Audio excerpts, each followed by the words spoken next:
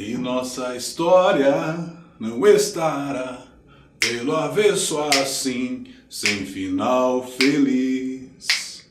Teremos coisas bonitas pra contar. Acabou, é isso.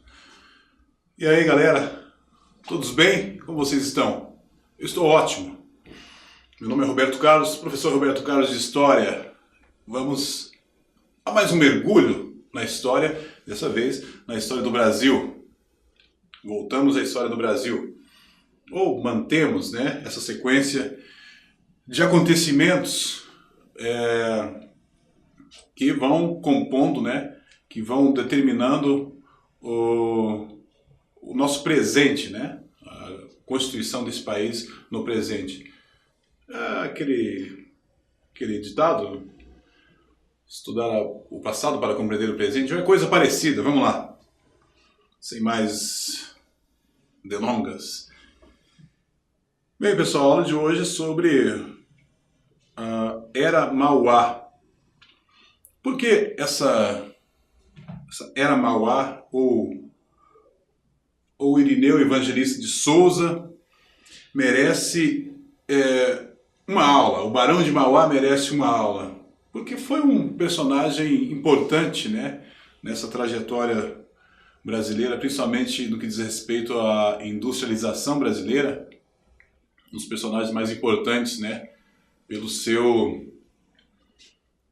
por ter sido muito arrojado, né, muito empreendedor, e acabou trazendo uma configuração diferente, né, uma nova configuração para aquele momento ali, né, de processo de industrialização do Brasil.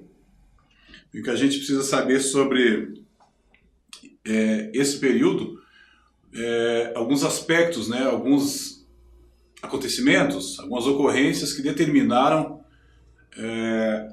essa instalação de indústrias, o que possibilitou, o que facilitou, o que dificultou, enfim.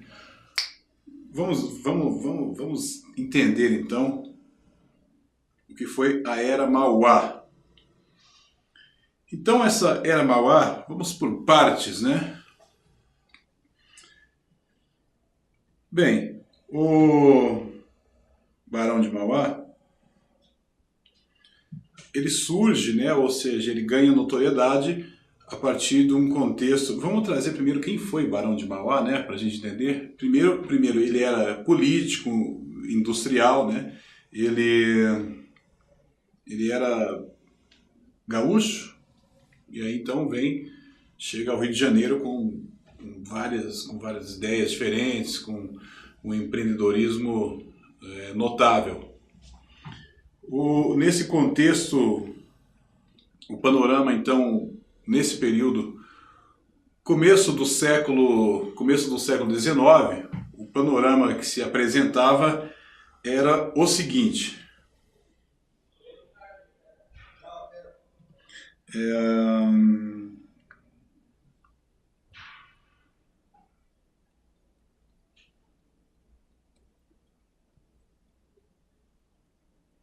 concentração no campo, para não confundirem com outra coisa, concentração rural,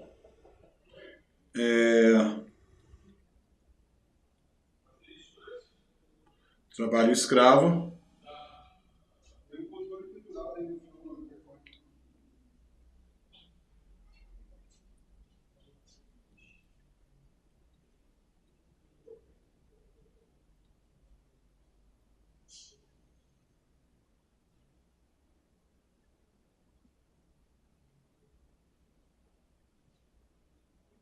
Tá, esse era o contexto, começo do século XIX. Lembrando, né, começo do século XIX ainda havia a escravidão, o trabalho escravo. Essa concentração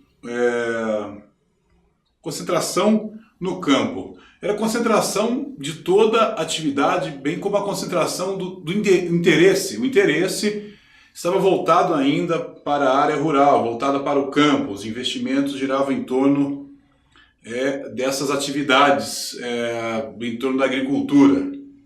Então isso expressava parte vamos colocar assim, parte do atraso brasileiro em relação a a industrialização em nível mundial? Sim, não que na industrialização o campo não tenha a sua importância, mas nesse momento a concentração, os interesses a fim de investimento era toda direcionada para as áreas rurais, para o campo. Outro aspecto era ainda, se a gente está pensando na concepção do Barão de Mauá, que via o país, sim, muita gente via, né? O país ainda atrasado, né? Com desenvolvimento muito retardado, né? Movimento retardado, né? Um desenvolvimento retardado. Então, esse trabalho escravo por si só já expressava, representava esse argumento, né? Já que, como a gente não se cansa de mencionar aqui, o Brasil foi o último país a manter ainda o regime escravo, né? Isso por si só já é um atraso. Atraso não é só um atraso econômico, né? Isso é um atraso de ordem humanitária, né?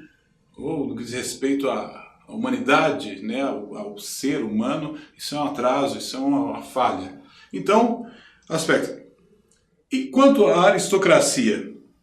A aristocracia no Brasil naquele momento estava preocupada apenas com o quê? Preocupada com os investimentos em terras, né? Era a marca, ou seja, estava devidamente acomodada a aristocracia, muito mais preocupada com o investimento em terras, bem como a sua própria segurança, né? O que eu quero dizer com isso, com sua própria segurança? O começo do século, né, como o Brasil, né, sempre foi marcado por aquelas... lembram-se do finalzinho é ótimo, não existe finalzinho, final, né?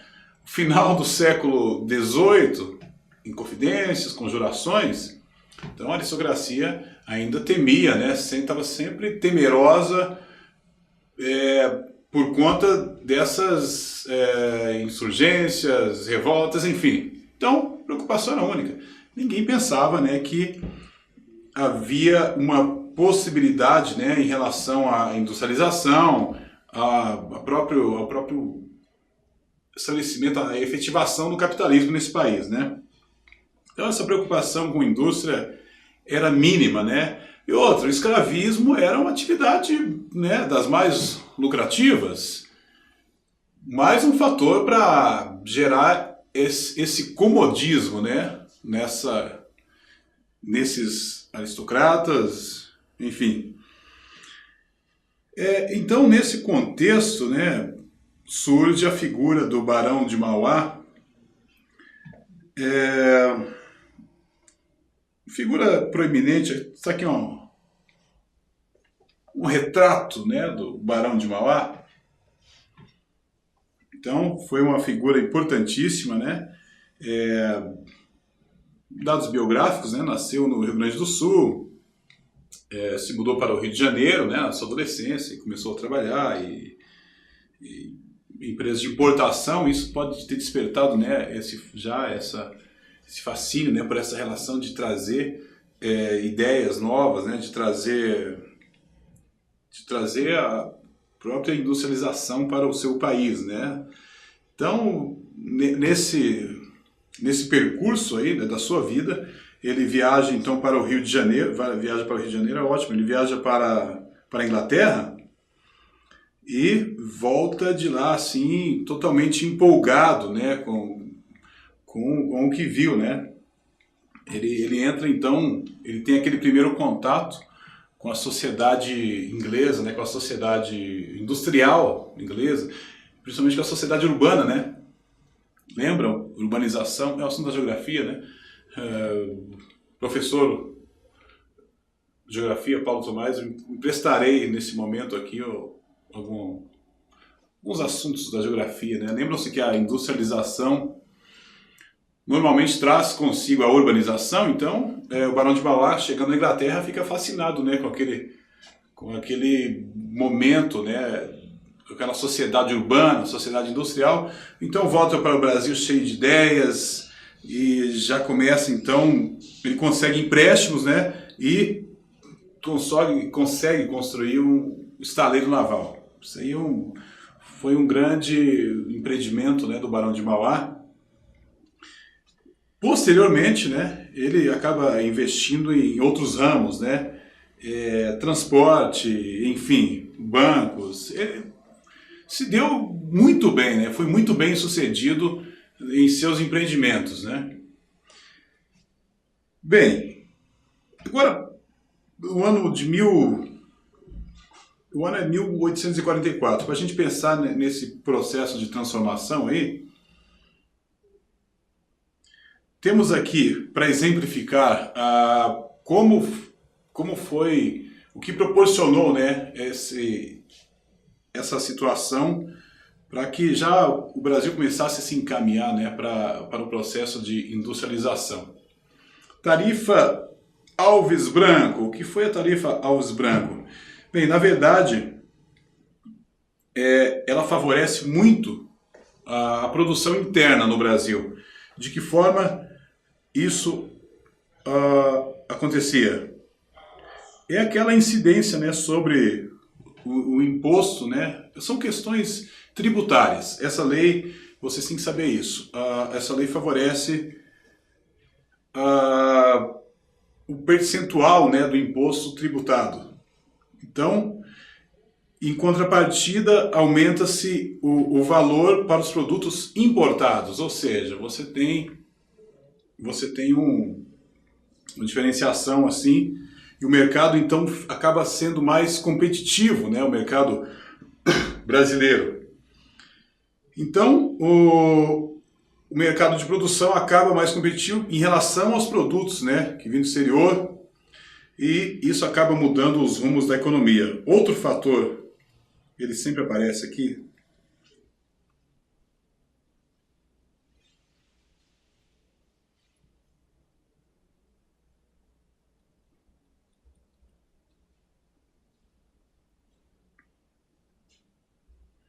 por que o fim do tráfico, a extinção, né? Meu Deus. Extinção. Porque a extinção do tráfico de escravos contribui para esse momento aí da mudança na estrutura econômica, até nessa... Porque se é encerrado o tráfico de escravos, o volume de investimentos possíveis, né, que eram aplicados nesse tráfico, acaba então sendo transferido para onde? Para onde? Para os setores comerciais, para o setor industrial. Por quê? Porque se investe? Não. Se o comércio de escravos, o tráfico baseado no tráfico de escravos era lucrativo, vamos buscar outra alternativa, né? Buscaria-se outras alternativas. Em 1850, fim do tráfico de escravos, os investimentos acabam sendo transferidos para esse novo setor, né? Industrial e comercial. Ainda para favorecer esse período, né? Esse efervescente, né, de investimentos na industrialização, temos o Código Comercial, né? O que fazia o Código Comercial? Ele era uma espécie de regulador, ou definitivamente um regulador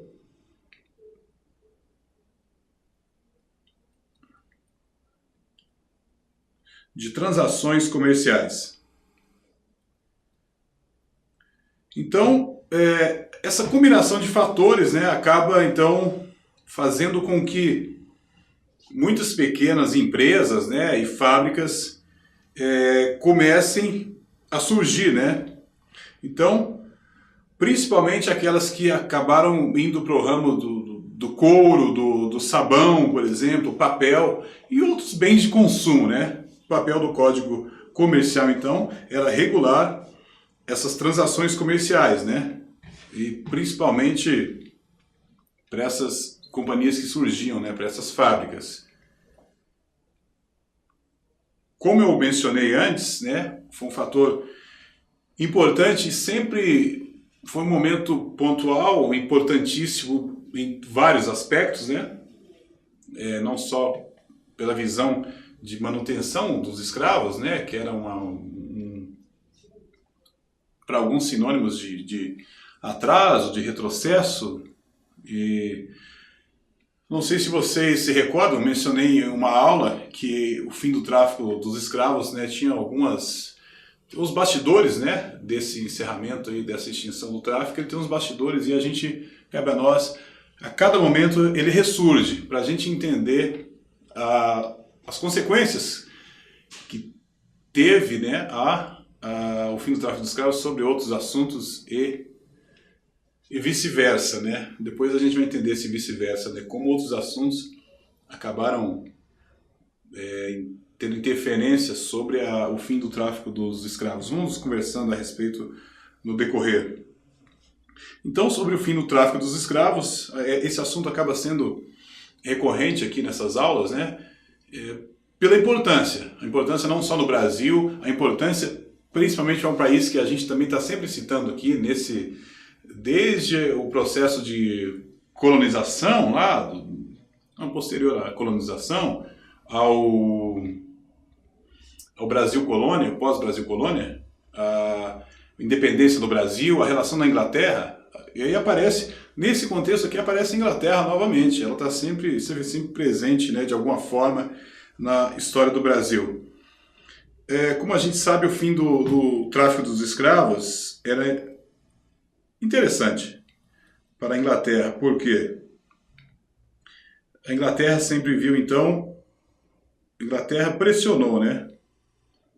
Havia pressão na Inglaterra para o fim da escravidão. Porque essa manutenção da escravidão era um problema para o crescimento do capitalismo. Bem, de que forma? A ideia era acabar com a escravidão para que pudesse, então, redirecionar, né, esses produtos industrializados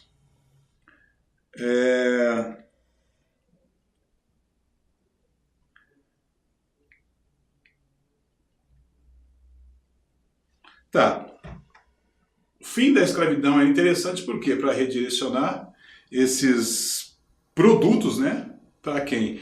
Para esse contingente, essa quantidade enorme de escravos libertos, né? Não que pós-escravidão os escravos já tinham condições, né, de serem consumidores extremamente ativos, mas seria um processo, né? Então a Inglaterra vislumbrava isso, conseguia já antever essa situação e, logicamente, os britânicos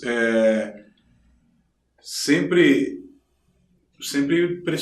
realizaram uma pressão, né, a favor desses movimentos aí, campanhas abolicionistas, palavra complicada sempre. Então, se tornariam então esses escravos libertos o mercado consumidor, além de força de trabalho, obviamente, né, prospecto, a previsão era essa, né? Bem, ainda sobre o processo de industrialização, logicamente muito influenciado, né, pela própria Revolução Industrial, tudo isso no contexto, né, dessas atividades que foram iniciadas de forma efetiva, né, pelo Barão Mauá.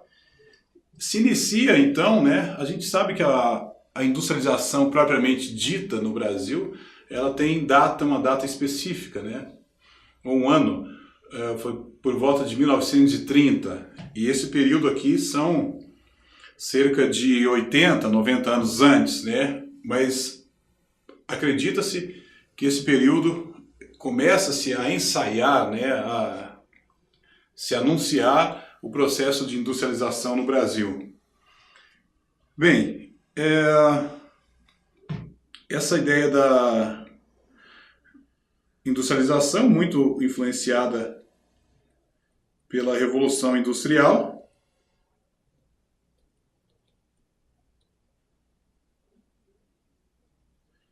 então o Barão de Mauá,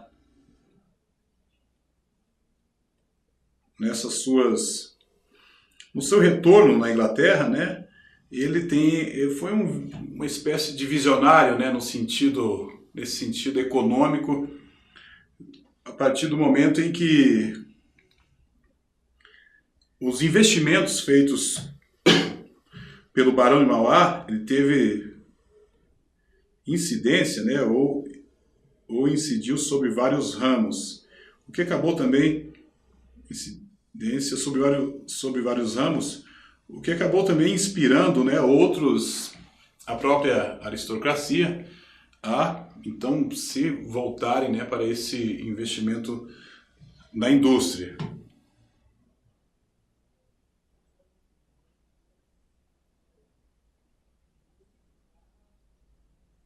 Então, esses investimentos feitos pelo Barão de Mauá, eles se deram em tantos ramos, e ramos que acabaram gerando, que determinavam